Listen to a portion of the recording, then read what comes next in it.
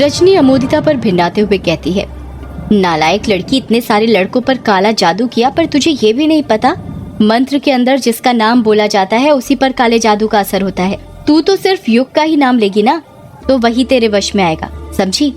हाँ माँ, समझ गई। चल अब मैं जा रही हूँ, याद रखना 108 बार मंत्र का जाप करना और इस दौरान अपना ध्यान नहीं भटकाना, पूरे मन से जाप करना। जी माँ, जैसा आपने कहा मैं वैसा ही करूँगी। रजनी पानी का गिलास उठाती है और वहाँ से चली जाती है। रजनी के जाते ही अमोदिता चाय गैस पर चढ़ा देती है। वो एक डिब्बे में से लौंग और इलायची निकालती है। अमोदिता लौंग और इलायची को अपने वक्ष से स्पर्श करके पकती हुई चाय के अंदर डाल देती है। अमोदिता चाय को देखते हुए कहती है, ओम नमः कामाख्या देवी युग वश कुरु कुरु स्वाहा। ओम नमः कामाख्या देवी युग वश करु करु स्वाहा। अमोदिता लगातार मंत्रों का जाप करना शुरू कर देती है। इस तरफ बाहर गार्डन में युग की समझ में नहीं आ रहा था कि वो क्या करे। अपने रिश्तेदारों को बताए या नहीं बताए कि जिस कमरे में यक्षिणी कैद है उसने उसे गलती से खोल दिया था। युग इसी उलझन में फंसा हुआ था कि फिर सुदेश उससे पूछता है, बताओ युग बेटा, जीजाजी कुछ पूछ रहे हैं। जिस कमरे में यक्षिणी कैद है तुमने उसे खोला तो नहीं ना? क्या था उस कमरे का नंबर? हाँ याद आया, 666, यही नंबर था उस कमरे का। युग कुछ जवाब देता उससे पहले ही बल्लू काका बीच में बोल पड़ते हैं, नहीं छोटे मालिक, वो दरवाजा युग बाबू ने नहीं खोला है।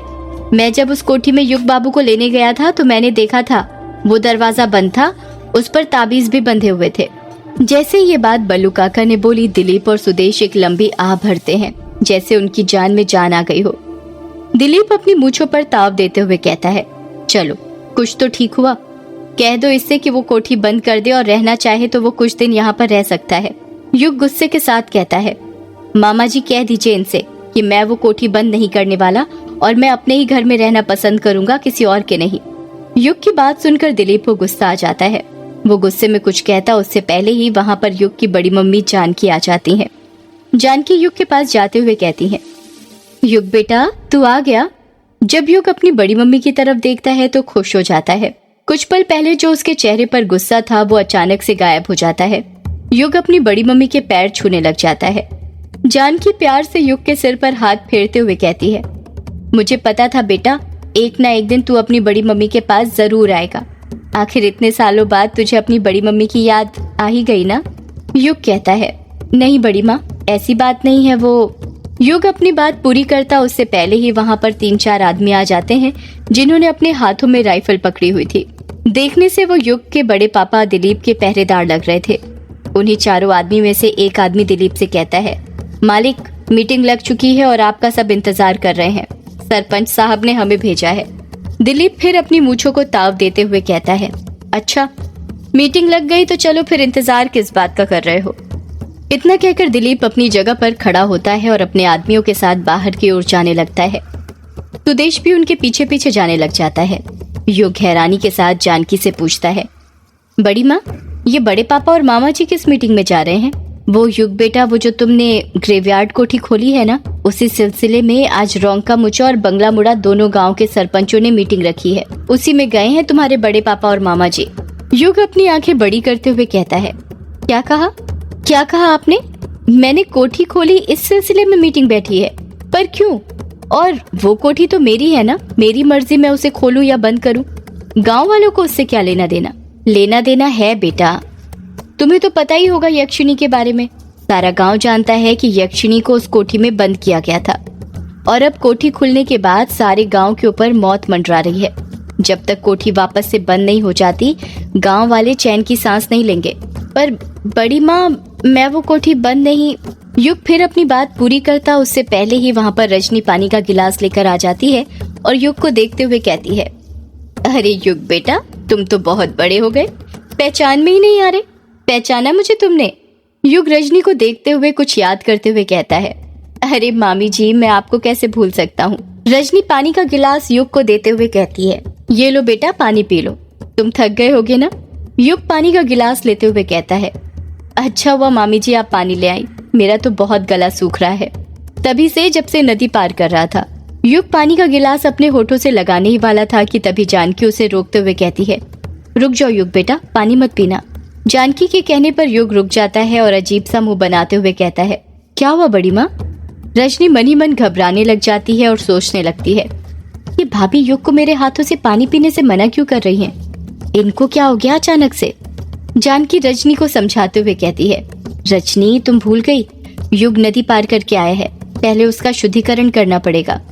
रजनी अपने सिर पर हाथ मारते हुए कहती है, अरे ये बात तो मेरे दिमाग से ही निकल गई थी भाभी। वो क्या है ना, युग इतने सालों बाद आया है ना, तो खुशी के कारण भूल गई थी।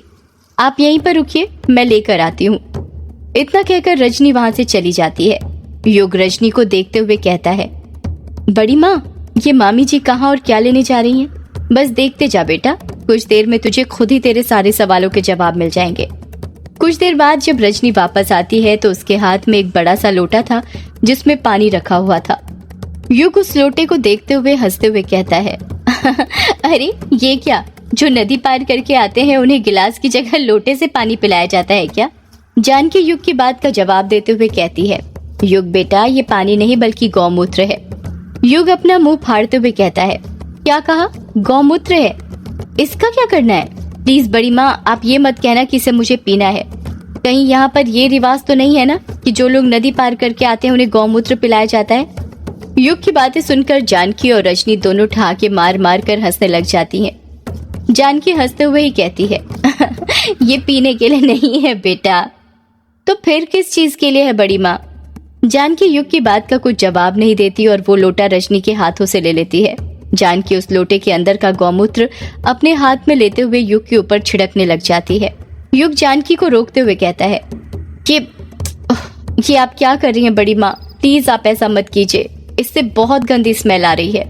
जानकी गौमूत्र युग पर छिड़कते हुए कहती है, तुझे नहीं पता युग बेटा, पर यही रिवाज है। शास्त्रों के अनुसार बुरी शक्तियों के प्रभाव को खत्म करने के लिए गौमूत्र का प्रयोग किया जाता है। गौमूत्र बहुत ही पवित्र पदार्थ माना जाता है। शास्त्रों में लिखा गया है कि गाय में अनेक देवी एवं देवता निवास करते हैं और गौमूत्र में नकारात्मक प्रभाव को दूर करने की शक्ति निहित होती है। हमारे गांव के लोग तो हर दिन बुरी शक्तियों को अपने घर से दूर करने के लिए पूरे घर में गौमूत्र का छिड़काव करते हैं। युग कुछ नहीं कहता क्योंकि वो जानता था कि उसका कुछ भी कहना फिजूल है। बड़ी मम्मी उनके मन की करके ही रहेंगी। गौमूत्र के छिड़काव के बाद युग पानी पीने लग जाता है। रजनी युग के आसपास की स्मेल लेते हुए कहती है, भाभी इसमें से तो बहुत गंदी बदबू आ रही है। युग पानी पीते हुए कहता है, अरे मामी जी स्मेल कैसे नहीं आएगी? अभी कुछ देर पहले ही बड़ी माँ ने मेरे ऊपर मुट्ठी भर भर के गौमूत्र छिड़का है। नहीं युग बेटा, ये गौमूत्र की स्मेल नहीं है। ये बदबू तो ऐसे आ रही है जैसे किसी मरे हुए इंसान के शरीर में से आती है, सड़ी हुई गोभी की तरह। जानकी डरते हुए कहती है, युग बेटा कहीं ये बदबू तुम्हारे ग्रेवयार्ड कोठी में रुकने की वजह से तो नहीं रही? आखिर वहाँ पर वो यक्षिणी जो कैद है। जानकी की बात सुनकर युग भी घबराने लग जाता है। उसको भी मन ही मन लगने लग जाता है कि उनका कहना ठीक है। आखिर उसने कल रात यक्षिणी का कमरा जो खोला था, हो सकता है उसी वजह से उसकी शर्ट में से बदबू आ रही हो। पर जानकी और रजनी को उस पर शक न हो, इसलिए वो बड़े एटीट्यूड के साथ कहता है, अरे नहीं बड़ी माँ, ऐसा कुछ नहीं है। आप भी ना कुछ भी सोचती हैं। युग, जानकी और रजनी आपस में बातें ही कर रहे थे कि तभी वहां पर अमोदिता चाय की ट्रे लेकर आ जाती है। चाय की ट्रे में 4 कप चाय रखी हुई थी। अमोदिता आते से ही कहती है, अरे फूफा जी और पापा कहाँ चले गए? मैं तो उनके लिए भी चाय लेकर आई थी। जानकी अमोदिता के सवाल का जवाब देते हुए कहती है, वो तो चले गए बेटा, कोई बात नहीं, ला चाय युग बेटे को और हमें दे दे। रजनी अपने हाथ से अमोदिता की तरफ इशारा करते हुए युग से कहती है, मुझे तो पहचान लिया था तुमने युग बेटा, पर ये बता इसे पहचाना या नहीं पहचाना? युग अमोदिता को ऊपर से लेकर नीचे तक अच्छे से देखते हुए कहता है, ये आपकी बेटी अमोदिता है ना? युग ने इतना ही कहा था कि तभी जानकी खुश होते हुए कहती है, बिल्कुल ठीक कहा मेरे युग बेटे ने, ये सबको पहचानता है, किसी को नहीं भूला। युग उदास चेहरा बनाते हुए कहता है, सिवाय अपनी माँ के। जैसे ही युग ये बात कहता है, अचानक से वहां पर खड़े सभी लोगों के चेहरे की हंसी गायब हो जाती है, जैसे उसे ये बात नहीं बोलनी चाहिए थी। रजनी माहौल को बदलते हुए कहती है, अरे वाह अमोदिता, चाय की खुशबू तो बहुत अच्छी आ रही है। चाय अच्छे से तो बनाई है ना, जैसे मैंने बताई थी? अमोदिता तिरछी आंख से अपनी माँ को इशारा करते हुए कहती है, हाँ माँ, बिल्कुल वैसे ही बनाई है जैसे आपने बताई थी। तो खड़ी क्या है, युग बेटे को देना। अमोदिता युग के पास जाती है और उसे चाय देते हुए कहती है, युग जी चाय लीजिए ना। युग अमोदिता को मना करते हुए कहता है, अरे नहीं अमोदिता, गर्मी बहुत है, मेरा चाय पीने का मन नहीं कर रहा। ये बात सुनकर रजनी को झटका सा लगता है। उसे कुछ भी करके अमोदिता के हाथ की चाय युग को पिलानी थी। रजनी युग पर दबाव बनाते हुए कहती है, पी लो युग बेटा, अमोदिता ने बड़े प्यार से तुम्हारे लिए बनाई है, वरना फेंकने में जाएगी। बस एक बार तुम अमोदिता के हाथ की चाय पीकर देखो, फिर तुम उसी के हाथों की चाय के गुणगान गाने लग जाओगे। वो तो सब ठीक है मामी जी, पर पता नहीं आज मन ही नहीं कर रहा चाय पीने का। युग की बात सुनकर अमोदिता का चेहरा छोटा सा हो गया। जानकी अमोदिता का उदास चेहरा देखते हुए युग से कहती है, पी ले युग बेटा, वरना अमोदिता को बुरा लगेगा। उस बेचारी ने तेरे लिए ही चाय बनाई थी। और भूल गया, बचपन में जब तू अपने गुड्डे की इसकी गुड्डी से शादी करता था तो क्या कहता था कि मेरा गुड्डा तो अमोदिता की गुड्डी के लिए जहर भी पी ले, और अब तू चाय पीने से घबरा रहा है। युग शर्माते हुए कहता है, वो तो बस ऐसे ही बड़ी मम्मी, कहाँ आप बचपन की बातों को लेकर बैठी हुई हैं। जानकी और रजनी के फोर्स करने पर युग चाय पीने के लिए तैयार हो जाता है। वो चाय का कप उठाने के लिए अपना हाथ आगे बढ़ाने लग जाता है। जब अमोदिता युग को चाय देने के लिए थोड़ा सा झुकती है तो उसकी नजर युग की आंखों पर पड़ती है और युग की आंखों में देखकर उसके हाथ पैर कांपने लग जाते हैं। वो बहुत नर्वस हो जाती है। जब कोई लड़की अपने बचपन के प्यार को देखती है तो अक्सर उसके साथ ऐसा ही होता है। अमोदिता इतनी नर्वस हो गई थी कि उसके हाथ जोर जोर से कांपने लग जाते हैं और अगले ही पल ट्रे उसके हाथ से छूट जाती है और सारे कप जमीन पर गिरकर धड़ाम से फूट जाते हैं। रजनी गुस्से से कहती है, ये क्या, सारी मेहनत बर्बाद कर दी, एक काम तुझसे ठीक से नहीं होता। जानकी रजनी को समझाते हुए कहती है, अरे रजनी, तू क्यों अमोदिता पर चिल्ला रही है, बच्ची है बेचारी, हो जाता है कभी कभी। और वैसे भी युग बेटे का भी मन नहीं था चाय पीने का, हम ही उस पर दबाव बना रहे थे। इससे हमें ये सीख मिलती है कि हमें कभी भी कोई काम जबरदस्ती नहीं करना चाहिए। अमोदिता नीचे बैठकर जमीन पर फूटे चाय के कप के कांच ट्रे में उठाने लग जाती है। जानकी उसे रोकते हुए कहती है, अरे अमोदिता बेटा, रहने दे तू, मैं कर लूंगी। युग अमोदिता और जानकी की बातों पर ध्यान नहीं दे रहा था। वो अपने आसपास देख रहा था। उसे देखकर ऐसा लग रहा था जैसे वो किसी को ढूंढ रहा हो।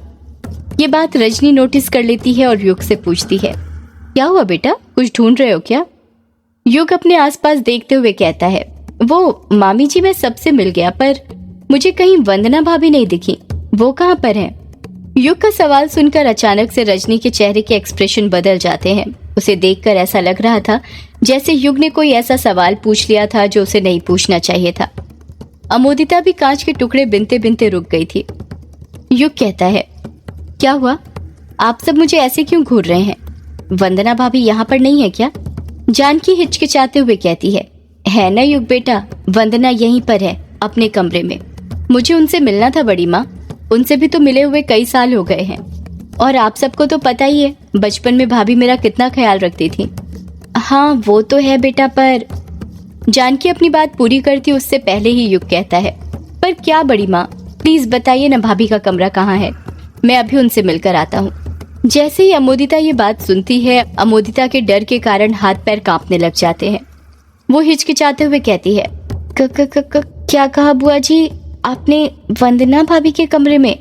जानकी कहती है, हाँ वंदना के, जा लेकर जा युग को। अमोदिता डरते हुए कहती है, नहीं नहीं, मैं नहीं जाने वाली उनके कमरे के पास भी। अरे जा ना, मैंने कहा ना। युग ये सब देखकर हैरान हो जाता है और सोचने लग जाता है, ये अमोदिता वंदना भाभी के कमरे में जाने से इतना डर क्यों रही है।